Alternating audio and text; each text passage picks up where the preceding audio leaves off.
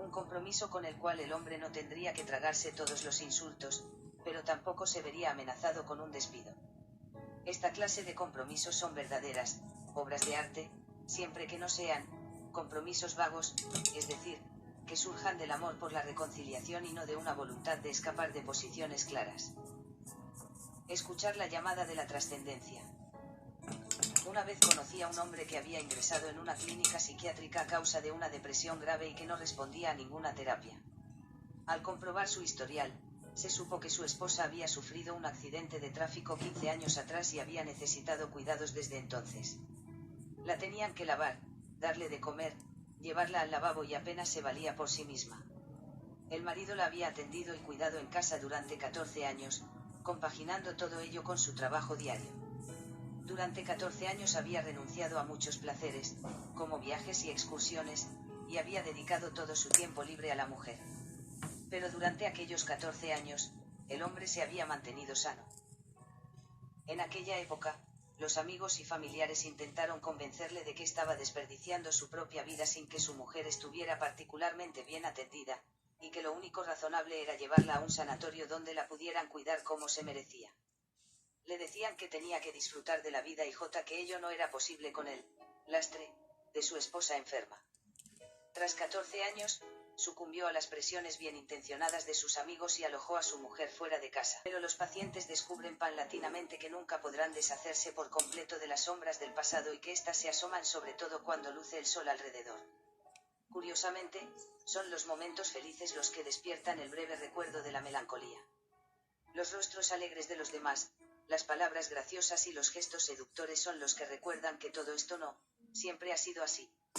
El contraste de la luz resalta los contornos de la sombra mejor que la vaga penumbra de una existencia triste.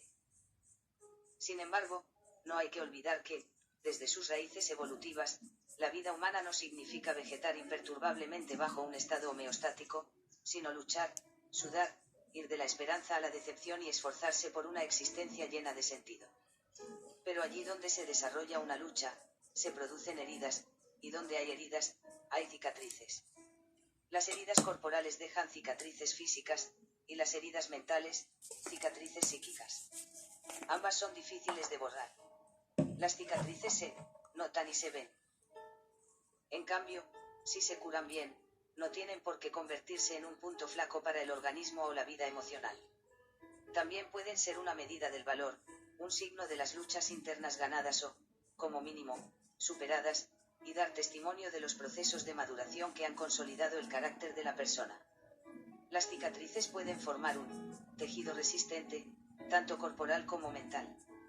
Resistente también en el sentido de una mayor independencia respecto a los bienes mundanos y de una sensibilidad más elevada hacia la voz de la conciencia.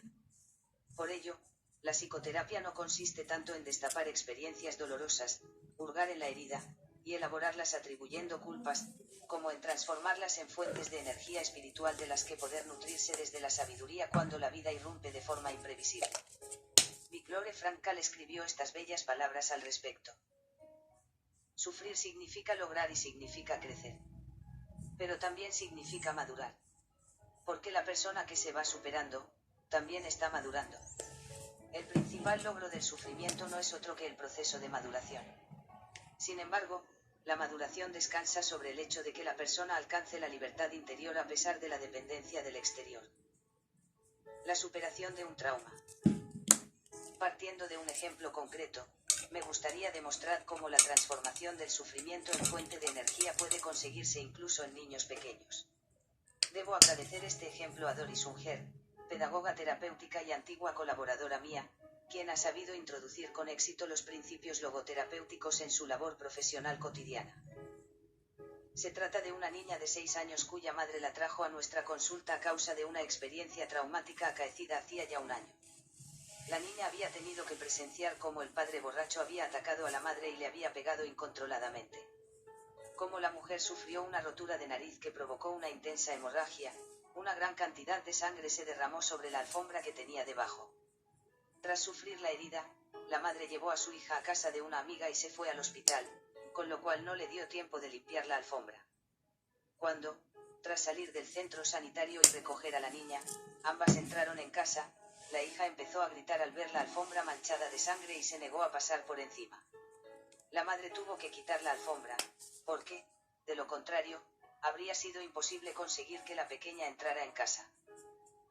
Desde aquel suceso, el padre, contra quien se presentó una denuncia, ya no vivía en casa y, mientras tanto, se había llegado a hablar de separación.